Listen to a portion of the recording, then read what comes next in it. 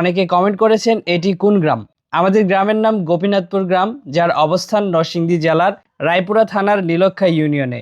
এটি নীলক্ষা ইউনিয়নের সর্বদক্ষিণ দিকে অবস্থিত। এদিকে দ্রুত কাজ শেষ করে সাবান শ্যাম্পু নিয়ে বের হয়ে পড়লাম নদীতে লাফালাফি করার জন্য। আমার সাথে আমার ছোট ভাইরা সঙ্গ দিল। নদীর পাড়ে চলে এলাম। এখানে এসে দেখি ছোট ছোট পোলাপান গোসল করতেছে। এটা মূলত একটা খাল, এটাকে বাইপাস খালও বলা যায়। এই খালটার দুই মাথায় মেঘনা নদীর সাথে জড়িত।